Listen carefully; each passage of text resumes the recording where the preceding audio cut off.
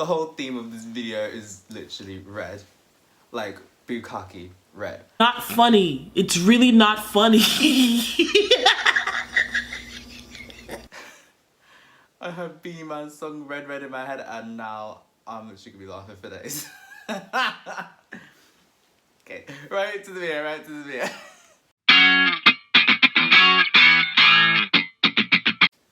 Welcome back to my corner today. Okay, so tonight I'm reacting to top 10 times actors shaded their own shows.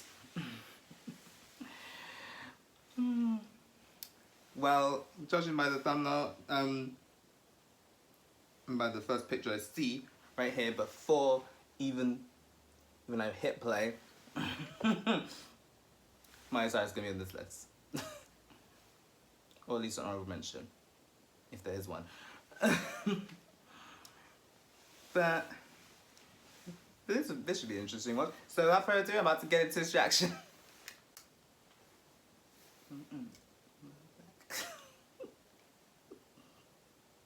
There's some thoughts from Kayanda.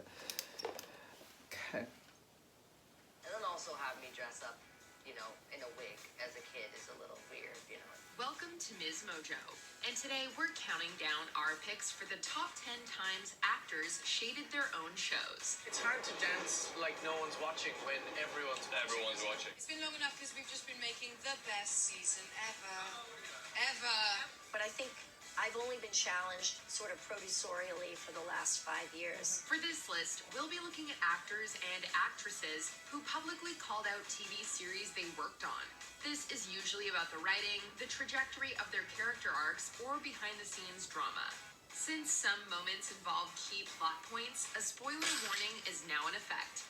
Who do you think was the shadiest? Sound off in the comments. Number 10, Robert Sheehan, The Umbrella Academy. The dance scene in the first episode of the Netflix superhero series is iconic. Each character breaks it down to Tiffany's I Think We're Alone Now in different rooms, showing off their individual personalities.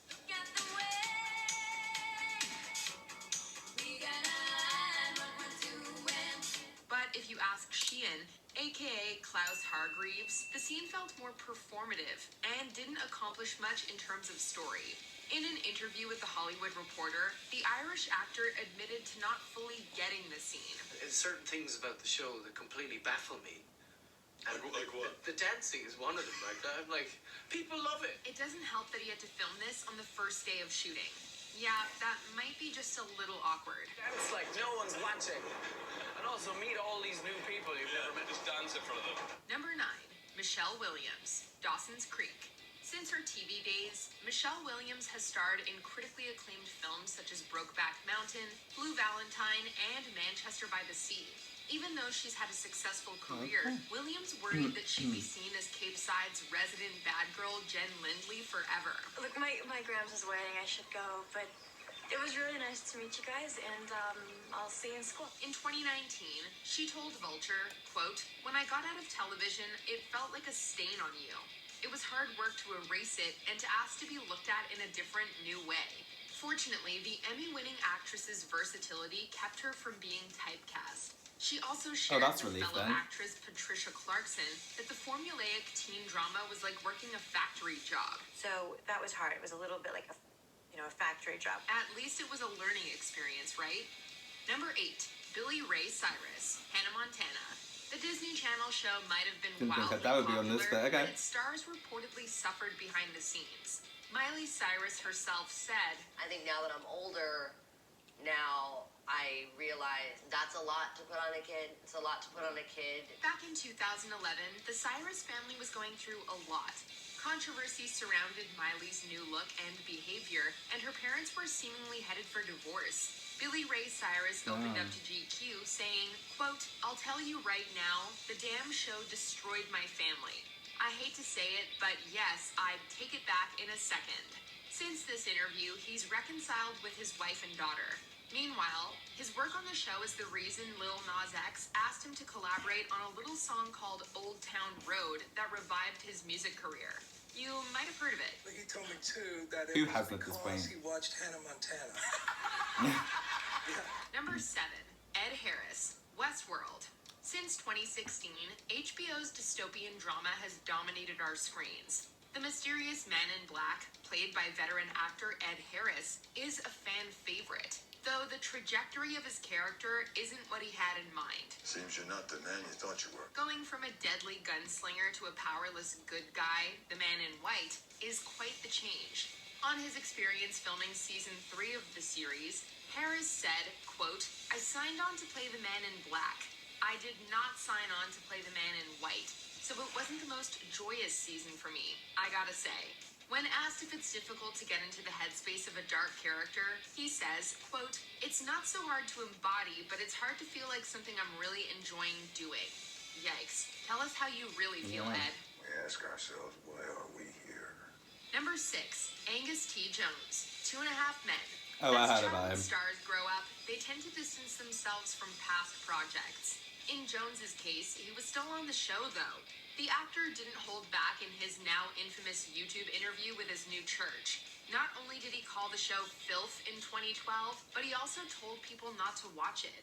You cannot be a true God-fearing person and be on a television show like that. He publicly apologized for his comments, but the damage was already done. He left the show in 2014. He's since moved away from organized religion and even made an appearance on the show's series finale in 2015. Oh, God, how much do you have left? 2.5 million. He's Number very big as well 5, now. Penn Badgley, Gossip Girl. Before we knew him as Joe Goldberg on You, Oh, yeah. he first appeared on our screens as Dan Humphrey, aka Lonely Boy, on Gossip Girl. There's been a lot of comparison between the two characters, many seeing Joe as a continuation of Dan. In some ways, yes. He is just Dan with a knife. The actor and his former co-star Chase Crawford reunited during quarantine to discuss their current shows and reminisce about the good old teen drama days. You know, we're both playing like these sort of emblematic guys, these sort of iconic level sort of characters. But now they're both terrible. and I mean, the truth is, not that much has changed. Crawford stars in Amazon Prime's The Boys as the Deep, a character who uses his status as a superhero to take advantage of women. Oh yeah, we move on from Gotham to playing despicable, murderous, male privileged guys. I mean, it's just the natural progression. Basically, they're playing that's one fuckboys way to now. look at it. Number 4, Sarah Paulson, No. American Horror Story. We know Sarah Paulson as many characters in the AHS universe, but there was one season the actress just wasn't into. In season 6, titled Roanoke, Paulson plays 2 new parts. New homeowner Shelby. Oh, I didn't like Roanoke. Like, seriously, like, my least favorite American Horror Story season, Roanoke. Right? My 2 favorites is a tie between Asylum and Coven.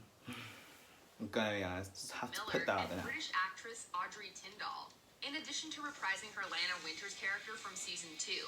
Quote, "I just don't care about this season at all," she told the Awards Chatter podcast.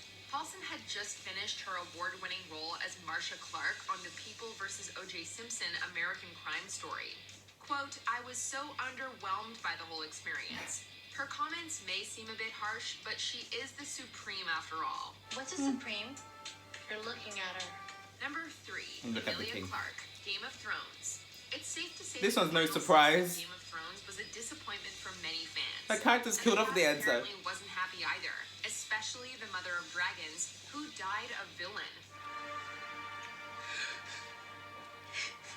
That left loads of people livid.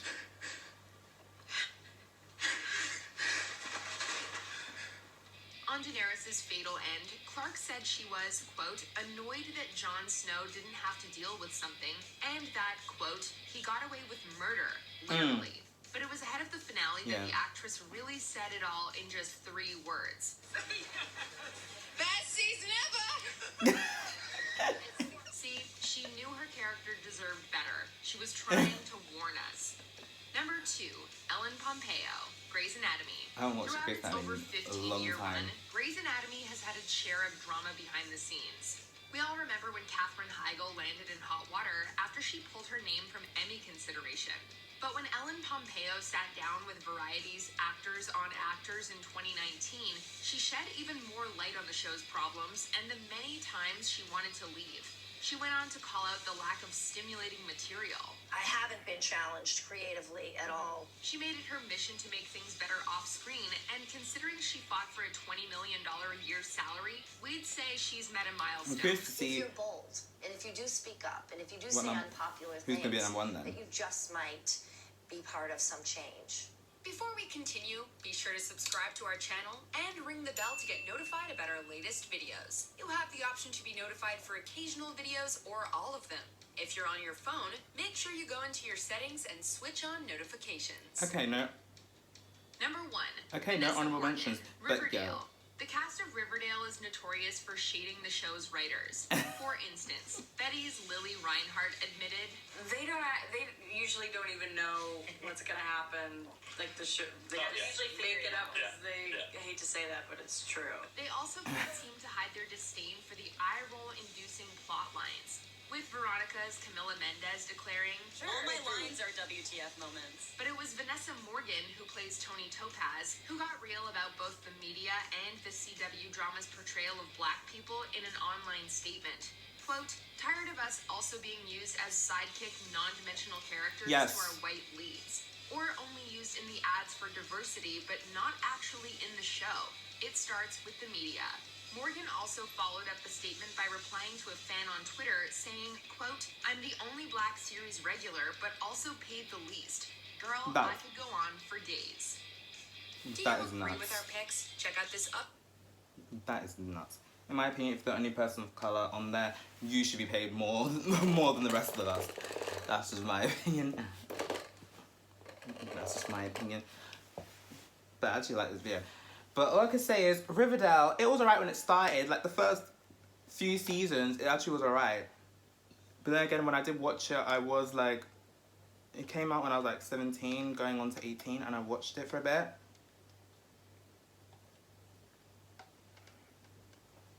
And then after season 3, it was just like shit. Because I just watched some of season 4. I'm pretty sure I finished season 4, just about. And I was just like, nah. And I heard it was and I had season 5's already out, obviously, but I didn't watch it. Like, I promise you, I did not watch it.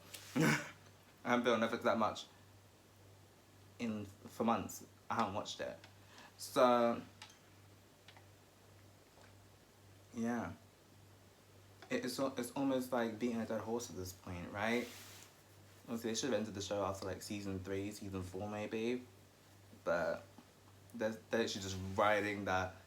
They're just riding that wagon until the wheels fall off at this point. Make the cast more diverse. Right? Well, now I've got that out of the way. I actually enjoyed this video, and now, at least I now know who was at number 1. I thought it was Miley Cyrus. I didn't think that would be the downer instead, but okay. Whatever. I'm not the one that chose the list. It's a good video though. So that's it for this video. Like, subscribe if you want. I post if whenever I feel like it, and I'll see you next one. Bye!